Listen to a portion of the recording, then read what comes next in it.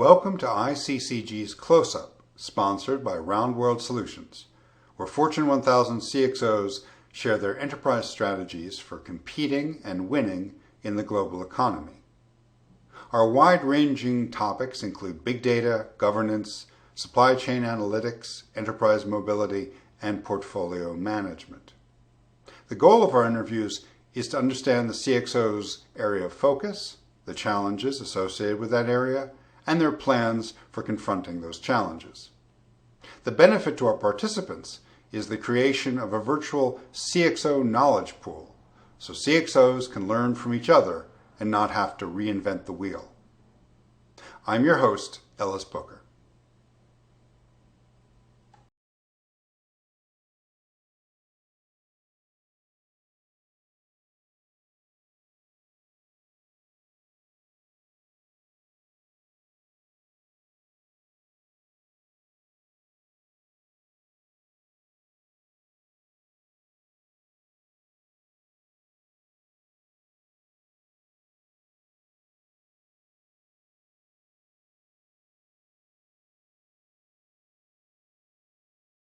Welcome to ICCG's Close-Up, sponsored by RealD Solutions, the leader in integrated governance with program execution.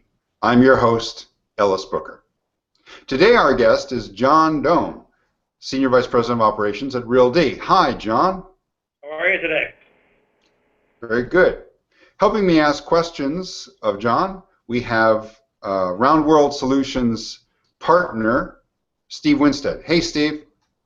Hey, Ellis. Good to be here. And we also have on this call Prasad Rangappa, another executive board member of RealD Solutions and a fellow IT industry executive. Hello, Prasad.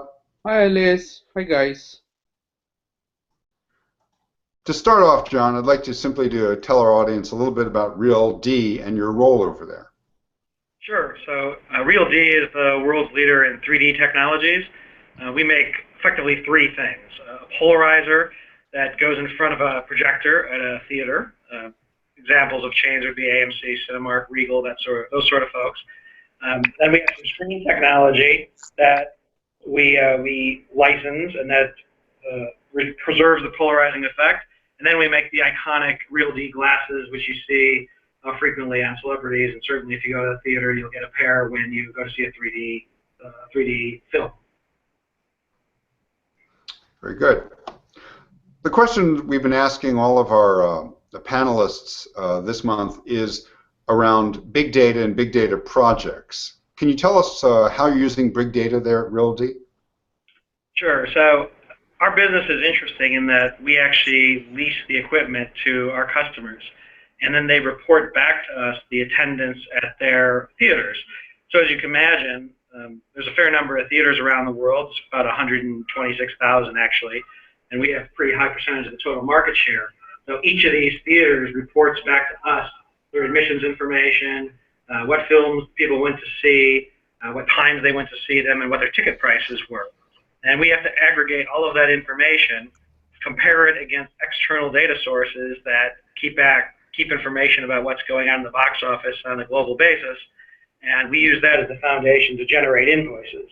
So if you really think about it, we need to understand what's going on with films around the world, we need to understand what's happening with exhibitors around the world, and then we also need to understand what's happening in individual locations where we have equipment and understand how our equipment is performing. So aggregating all that information, ensuring there's good data quality, and ensuring that we can understand what's happening with our customers so we can be smarter in our interactions with them is really a key part of our program on a go-forward basis. The Industry Council for Competitiveness and Globalization, or ICCG, is a 501c3 nonprofit company focused on creating consistent local job growth and internships. ICCG provides a platform for CXOs to exchange ideas, share best practices, and network to try and find creative ways to enhance their own businesses and in so doing create a better local economy. For a follow-up question, Steve? Yes, John. What are any key lessons learned or any advice you might have for other folks out there that are looking at these same kind of initiatives?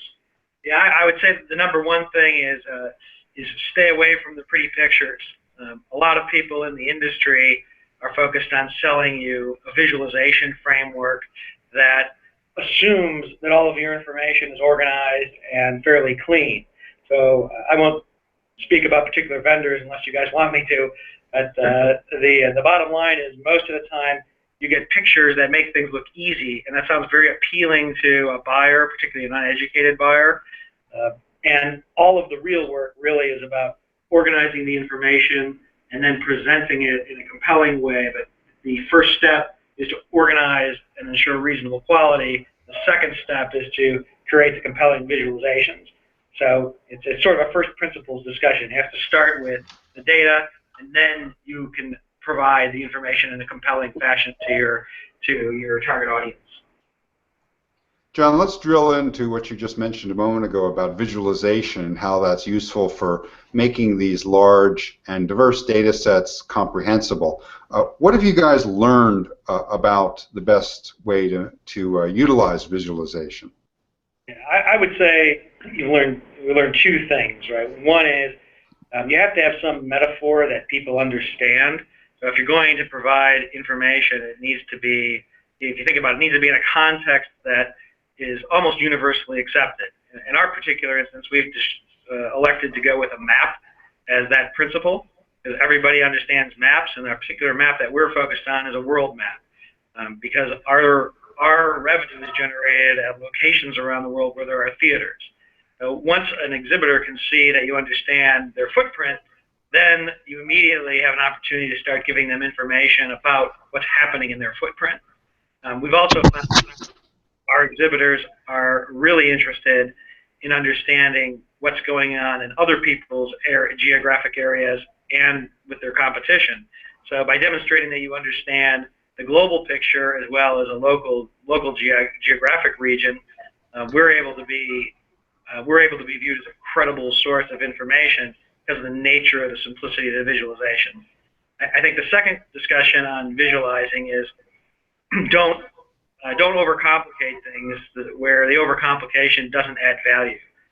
For example, a great example I've seen in this is if you talk about baseball statistics. So everybody's looked at the box score of a hockey game, basketball game, baseball game in the newspaper, right? And it's presented in tabular format. Everybody understands it. Everybody can figure out what's going on. You don't have to explain how to read the table to people. So I think a good rule is if I have to explain to you how to read something, it's probably too complicated. John, well, I'm going to kick it over to Steve for a follow-up. Steve?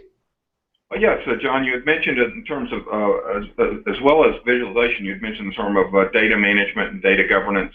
Can you tell us a little bit more about what kind of data quality or data security impacts you've seen? Sure. Well, data quality is, I think, the elephant in the room for most organizations. And so if you look in our case, we have to maintain an internal customer ID, which is how we invoice our customers, right? But that only is impactful for us.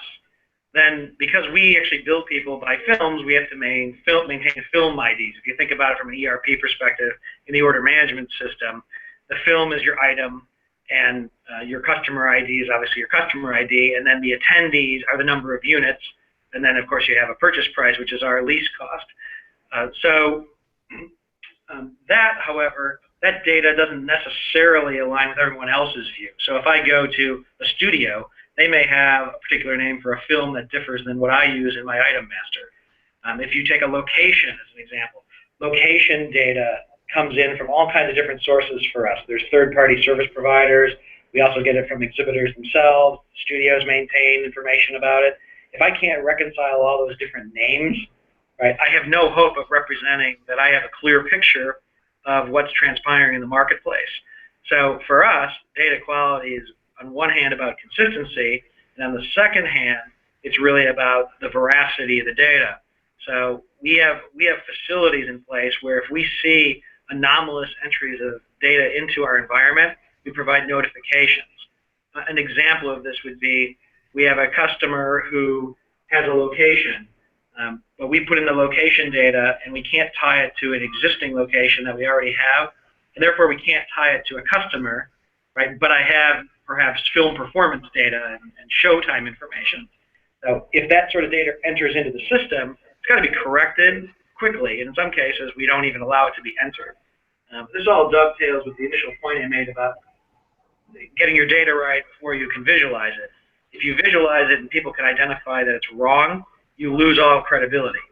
If you So is it fair to say, John, that with visualization you might be less likely to make errors than if you weren't using a visualizing front end? Less likely to make what kinds of errors are you referring to? Well, incorrect correlations, for example. Is it less likely to draw incorrect correlations if you're using a visualizing tool?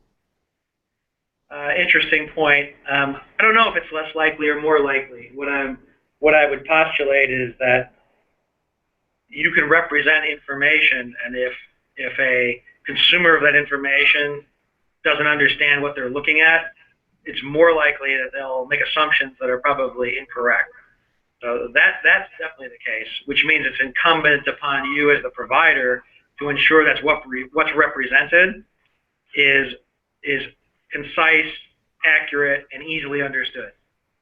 Why don't you take it away about governance? Hi, John.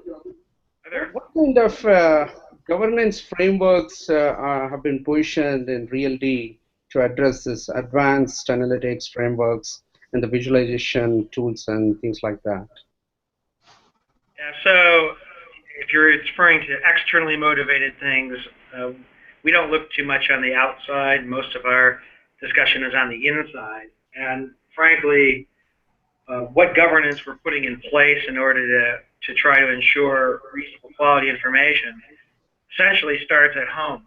So when I talk about we have to be able to represent the information that we aggregate and provide that information to our customers, well, some of those customers I described are really quality review customers that are internal resources.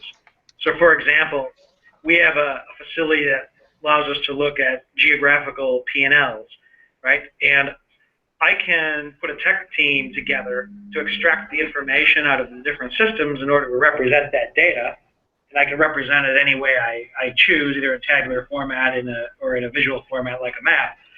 But in the end, I need to ensure that the accounting team here agrees that that information is correct, right?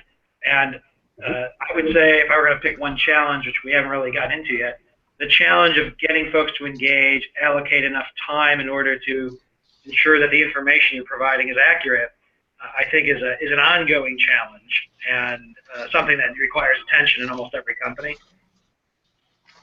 Good point. Good point. Prasad, a follow-up, or should I kick it over to Steve? I have one more quick question. With regards to the advanced analytics talent, what kind of lessons that the leadership team has learned in terms of bringing that external talent from a big data perspective? Yeah, that's an interesting question. So our philosophy has been to take good people who have a broad understanding and a broad experiential base and bring them in and then allow them to become educated on tool sets, as opposed to bringing in tool experts and assuming that they'll figure out the larger picture and the business dynamics. I would say that somewhere between 80 and 90% of our ability to be successful is related to that approach. So punchline is, I'm not bringing in an Oracle expert or an SAP expert or a Tableau expert or a Domo expert or a MicroStrategy expert or an IBI expert. I'm bringing people in who think broadly about information and the presentation of information, and we're lining them up with tools that fit within what our customers are receptive to, as opposed to the sales-based approach that I see that's quite frequent, where somebody buys a tool, they get people excited about the potential of the tool, then they hire some tool experts, and sooner or later they run into these issues that I described earlier around organizing your data and keeping it or ensuring that it's accurate. Great. John, as long as we're talking about the organization at RealD, I'm curious, what percentage of the employees are actually interacting with that visualization dashboard of yours? Well, we have a large number of these. So I would say the percent of people who use it in one form or another is probably somewhere around 70%. We have some facilities that are used by the accounting team. We have some facilities that are used by the sales team. We have some folks who in marketing who use the information. Those are probably our primary users. My experience with executives is most of the time they'd rather have information distributed to them than going into a particular tool and framework. That's probably another lesson I would pass along is if you think your executives are going to spend your time navigating the tool set, I think you're making you have a severe misapprehension. Good point. Good point. I've also heard horror stories of executives who were given access to the raw tools and raw data sets and again began drawing errant conclusions because they didn't have the background, say, statistical analysis that the data analysts had. So there's a worry about that too. Have you run into that at all or not? That problem we haven't hit, but so you described though, of the scenarios of use of these tools, we have one where they're not used, you have another where they're used improperly. So, I just on a pure even weighted statistical basis, you got a 2/3 chance of bad things happening if the third option is to use it correctly. Great. I didn't want to cut short the discussion on governance. Steve, any follow-ups on how RealD is handling its governance issues? Well, just one quick question, John. In terms of broader governance, what are you looking at in terms of work management as a component of that, and also alignment to process? Yeah, those are two, again, key principles. When I started the company, we had a lot of people who thought they could solve all the process and governance issues by putting in a ERP platform. And through experience I've had in a variety of different lives, I've drawn the conclusion that ERP solves very few actual problems. So what we did was took an approach where the goal was to understand our processes. So we acquired some software from a German company called Software AG that allowed us to capture and publish our business process activities so people could visualize how things operated within the company. And then on the governance side, the objective was to take those processes and then transfer them to the owners of the outcomes. So for example, if an outcome of a CFO's area is quarterly and annual reporting, right? So I might want to say all of the functions that lead to those outcomes are effectively owned by the CFO. And if the CFO sees that a process is deficient, then his opportunity is to go in and identify how to address that deficiency. Deficiency could be a cycle time issue. The deficiency could be a quality issue. It could be an omission of a step issue. That's really the key component. First, you need to understand all the steps needed to complete a work task. The second is to ensure that work task is completed to your satisfaction, and that really is, to me, where most management needs to spend their time. John, before we let you go, I definitely wanted to ask you about what your, say, two top priorities are in the coming year at RealD.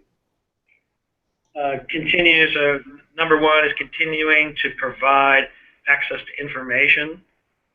We, like every other company, can be smarter about the information that we have about our customers and how we engage with our customers. And I'd say the second is really facilitating innovation. We are a company that makes technology, and anything that I can do to support our company in development of new products or augmentations to existing products is critically important. And if you think about both of those two things, the ultimate driver is revenue. We want to ensure that we're servicing our customers effectively, and we want to be able to provide new products that our customers can bring to their customers, so that everybody in the supply chain effectively is more satisfied. Great. And that's all the time we have for this episode of Close Up. If you'd like to watch more of our interviews, join the discussion, or become a participant yourself, please visit the website at ICCGUSA.com. You can also find the interviews archived at roundworldsolutions.com. Thanks again, and thanks for watching. I'm Scott Cunningham, Senior Director, Solutions and Delivery for RealD Solutions, the experts in integrated governance with project execution. Our unique 360-degree view enables us to give CXOs a comprehensive view of where they are today, where they would like to be, and delivers a powerful change management structure to ensure they accomplish their goals. ICCG Close-Up is an interview panel where CXOs share their views on big data, governance, and their most pressing issues. At the conclusion of the interviews, we will be compiling the results into an industry and issue-specific report to share with all of the interviewees, emphasizing common interests and future plans associated with those interests across industries. The benefits to our participating CXOs are the creation of a virtual CXO interactive knowledge base, highly scaled shared resources, and the ability to learn from each other without having to reinvent the wheel. Thank you for watching ICCG's Close-Up, sponsored by RealD Solutions. For more information about our CXO interview panels or to join the conversation, please visit us at www.roundworldsolutions.com. Thank you.